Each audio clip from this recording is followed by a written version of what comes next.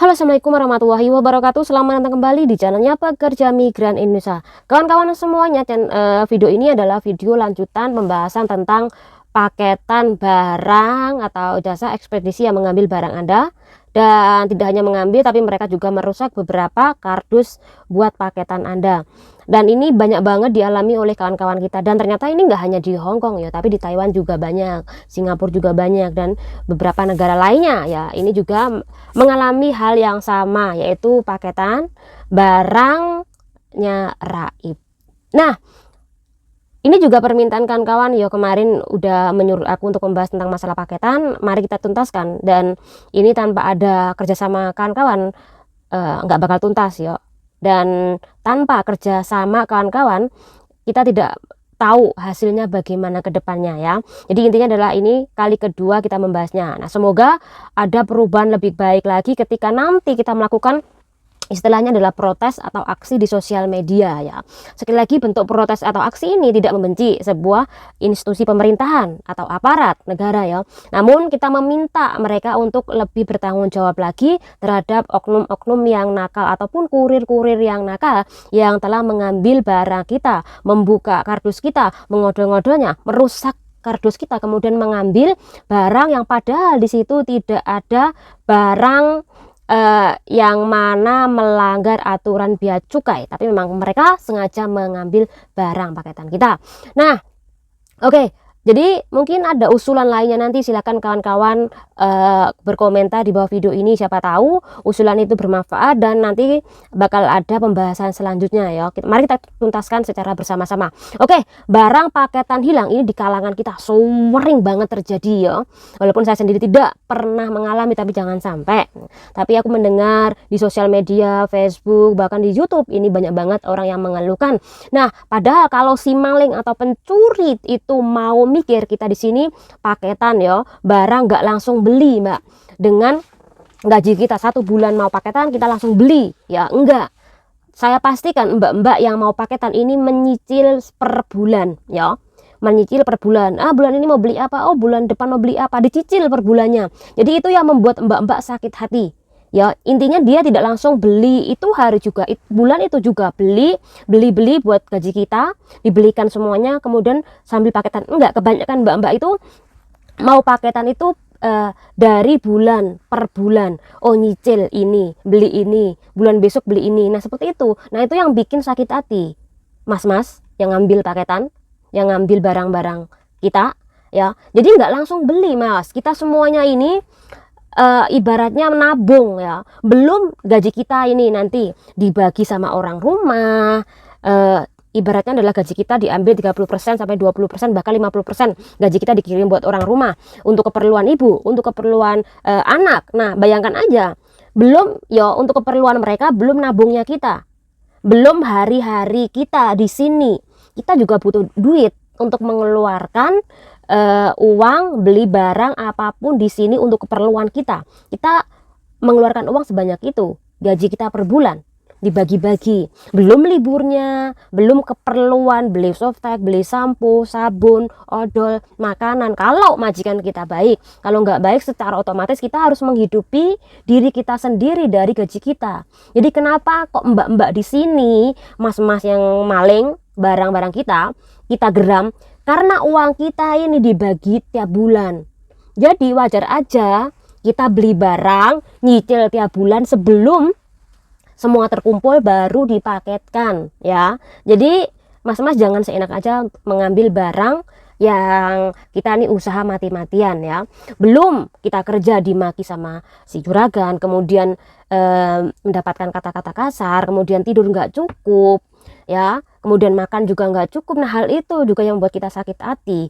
Kita berjuang nih, sama mas juga berjuang kan untuk mengangkat barang, kita juga mengangkat beban, nggak hanya kerjaan berat namun juga masalah hati. Dan ini kita di sini nahan ya. Jadi kalau mas-mas ngambil, mikir dari situ, kenapa kok mbak-mbak itu geram kehilangan barang-barangnya. Oke, mungkin mas-mas nggak mikir ya di situ, kenapa kok kita nggak ikhlas, juga nggak mikir ya. Intinya ya mereka taunya ada barang, mereka kan bisa beli lagi. Mbak-mbak TKI, mbak-mbak TKW di luar negeri kan bisa beli baru lagi, kan uang kita banyak, uang mereka banyak, gaji mereka banyak. Nggak seperti itu konteksnya. Kita kalau gajian semuanya nanti dibagi-bagi untuk kehidupan kita di sini. Ini di sini kehidupan mahal ya, sama kayak di Indonesia mahal. Jadi nggak mencukupi, gaji kita tuh kecil loh mas. Kalau di sama ratakan dengan nominal di sini. Kalau nominal di Indonesia oke besar, tapi kalau nominal di negara ini kecil mas ya. Jadi jangan ngerasa mentang-mentang gajinya banyak biar nanti beli lagi, nggak seperti itu konteksnya. Oke, ini ada tahapan proses perjalanan barang kardus milik kita. Siapa tahu dari Anda tahu proses perjalanan barang kita kemana aja, ini mbak-mbak ada gambaran sedikit kemana kita harus nanti memprotes atau mengkritik ya. Jadi yang harus kalian tahu prosesnya dulu barang kita itu selepas kita paketan di sini sama agen di sini. Nah ini kemana? Nah itu kan membuat kita bingung, banyak mbak-mbak yang nggak tahu. Nah ini adalah kurang lebihnya prosesnya. Oke, yang pertama ya, kita paketan kita ditimbun di sini ya, biasa timbun di sini, kita ngepak sendiri ya, membungkus sendiri, kemudian ditaruh di agen sini dulu ya, sebelum nanti barang tersebut ya dikirim ke tanah air. Nah kemudian yang kedua, barang sudah sampai ke tanah air ya, melalui entah itu udara ataupun melalui laut ya. Barang sudah sampai ke tanah air, ini ditaruh di dalam kontainer besar atau sebuah jaring-jaring ya. Nah kemudian dari situ mulai dibongkar ya, ini tahapan kedua. Selepas dikirim dibongkar sama si ibaratnya adalah para kurir. Kemudian 3, barang ini dipindahkan ke gudang. Jadi kalau sudah Anda ibaratnya paketan nanti diangkut sama kurir agensi di sini, kemudian ditaruh di tempat ruangan mereka, baru selepas itu banyak banget barangnya baru dikirimkan ya lewat transportasi. Nah di situ transportasi sampai di Indonesia, nanti barang itu diodaladil sama mereka. Diodaladil itu adalah kontainernya ya, bukan box Anda. Oke, yang ketiga, barang tersebut nanti dipindahkan ke gudang. Nah di gudang itulah kita nggak tahu benarkah gudang itu dijaga atau memang ada orang yang menjarah gudang tersebut. Sekali lagi kita nggak tahu ya. Intinya ada gudang untuk menaruh barang-barang kita. Siapa yang menjaga? Ya para kurir ya. Itu dia. Nah yang keempat, barang itu disebut selepas taruh di gudang, nanti barang-barang di gudang akan dilihat oleh kurir ya. Dicek-cek oleh kurir, dibuka-buka oleh kurir. Jadi di sini paham ya, selepas di gudang kemudian dikeluarkan lagi, dicek-cek oleh kurir, dibuka-buka oleh kurir. Nah kemudian yang kelima, penjabat cukai ini melakukan pemeriksaan berserta kurir. Jadi dibuka atau enggaknya tergantung dari mesin pencarian tersebut ya, apakah dia berbunyi atau enggak. Tapi sekali lagi, di gudang atau pas waktu diperiksa kurir atau pas waktu diperiksa bea cukai, apakah mereka melakukan pengambilan atau enggak, sekali lagi kita enggak tahu. Kalaupun dari bea cukai tersebut nanti ada penggeledahan, pengambilan, ada surat, tapi banyak mbak yang mendapatkan surat tapi tidak surat aslinya ya, cuman digeledah tok tapi ada barang hilang. Sekali lagi itu oknum atau memang ada instansi pemerintah yang nakal atau memang pekerja yang nakal, kita nggak tahu. Sekali lagi ya, ini aja hanya asumsi para kawan-kawan yang aku baca di kolom komentar kemarin ya. Ini yang kelima. Oke ya, ini udah diperiksa oleh kurir dan juga oleh bea cukai. Barang Anda ini layak masuk nggak di Indonesia atau memang Anda melanggar undang-undang bea cukai. Kalau layak, oke diteruskan. Yang keenam adalah diangkut oleh masing-masing provinsi. Nah ini siapa yang bertanggung jawab ini ya, karena kalau sudah dari situ ini udah berubah lagi ya, kalau nggak amanah ya, ditaruh di provinsi, di penanggung jawab ini. Nah kemudian yang ketujuh, baru dikirim oleh kurir di daerah-daerah dekat rumah Anda ya. Selepas daerah rumah Anda barangnya ini diterima, baru nanti disampaikan atau dikirim ke rumah Anda. Jadi dari 7 yang kita lalui atau barang yang kita lalui, ini siapa yang bertanggung jawab ini ya. Mungkin Mbak-mbak bingung karena tidak ada bukti. Siapa yang bisa bertanggung jawab di dalam hilangnya barang-barang kita? Mbak-mbak udah membaca ya 8 dari titik tempat penempatan barang kardus Anda atau paketan Anda. Ini ada beberapa titik mana yang Anda curigai ini. Oke, ini sudah tahulah prosesnya, tempatnya di mana berhentinya barang Anda. Nah, mungkin Mbak-mbak kalau udah tahu kita mengadu di mana ini. Nah, ini ya. Ini PR kita semuanya, mengadu di mana ini. Oke, ada beberapa tempat pengaduan barang hilang, yaitu yang pertama adalah Mbak-mbak mungkin bisa menanyakan ke jasa agen di sini. Kalau Anda kerja di Hong Kong, secara otomatis Anda bertanya ke agen Hong Kong tersebut. Kemudian yang kedua, kalau di Taiwan, berarti Anda silakan bertanya di agen Taiwan sana tentang barang Anda. Kalau sampai hilang, ya mungkin Anda udah menanya ini, udah panjang lebar nulis. Jawabannya cuman sabar ya Mbak, kita lagi periksa. 1 bulan lagi tanya panjang lebar kali panjang. Jawabannya sabar ya Mbak. Itu mending itu masih ada balasan sabar. Coba kalau cuma di reach aja kan susah, udah nulis panjang lebar cuma dilihat doang, ini yang sakit hati ya. Ini yang pertama. Jadi Mbak harus menanyakan ke agen dulu ketika barang Anda hilang ya. Oke, yang kedua, Anda bisa mengadukan ke bea cukai dengan nomor 0 ini.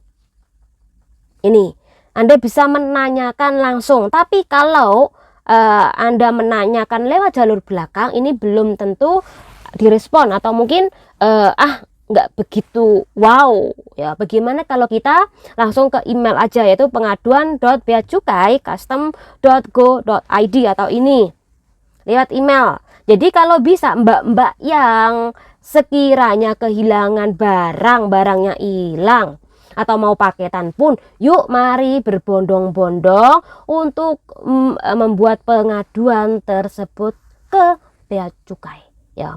Dengan adanya solidaritas dari kawan-kawan semuanya, ini siapa tahu nanti menjadi boom ya.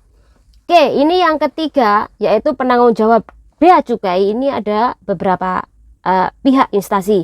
Yang pertama adalah Menteri Keuangan, yaitu Ibu Sri Mulyani. Jadi Mbak-mbak silakan nanti mencari IG beliau. Nah, betapa pentingnya ketika kita itu meminta bantuan beliau, ditanggapi atau enggak, paling enggak Anda harus ke IG Ibu Sri. Anda harus menceritakan apa yang terjadi dengan paketan Anda. Jadi cuman gini loh Mbak, mohon maaf Ibu Sri Mulyani, saya adalah pekerja dari negara entah itu Taiwan atau Hong Kong. Saya paketan dan saya sudah memenuhi standar dari bea cukai bahwa barang-barang yang ada di dalam kardus saya ini jamin tidak ada pelanggaran atau barang yang harus dipajaki. Tetapi barang saya ini tidak sampai dengan nomor ini. Jadi Mbak-mbak harus menggerutu ke sana ya. Harus seperti itu loh. Kita kan pengen merubah sesuatu itu harus semuanya dibuka. Jadi silakan Anda langsung ke situ. Nah, apa hubungannya bea cukai barang kita sama Menteri Keuangan? Jelas ada hubungannya ya, karena bea cukai ini di bawah naungan dari Menteri Keuangan ya. Jadi Menteri Keuangan itu fungsinya untuk mencari dana APBN sebesar-besarnya dengan cara ibaratnya adalah bea cukai, termasuk masalah devisa negara ini juga menjadi tanggung jawab dari Menteri Keuangan ya. Jadi penting banget Mbak-mbak harus tahu ini. Ini yang ketiga. Kemudian yang keempat adalah Direktur Jenderal Bea Cukai, yaitu Pak Askolani. Jadi Mbak-mbak silahkan Facebook beliau, IG beliau atau IG dari Bea Cukai ini dibanjiri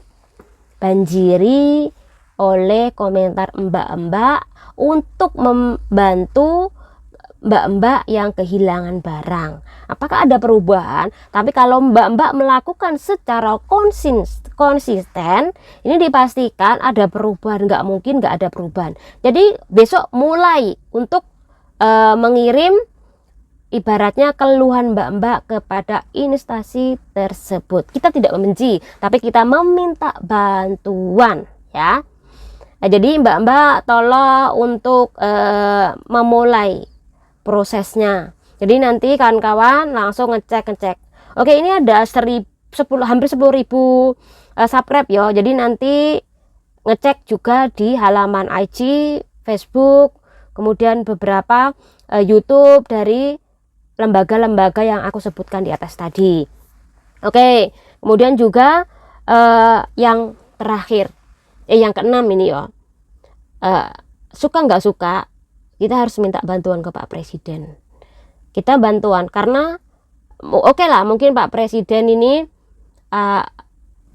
ibaratnya memiliki tugas yang banyak ya. Tapi setidaknya kalau kita minta bantuan ke Pak Presiden dengan ibaratnya berkomentar di bawah, siapa tahu nanti dilihat oleh ibaratnya adalah yang ngurusi tentang Pak Presiden. Di situ kan ada ajudannya ya, yang memegang IG Pak Presiden.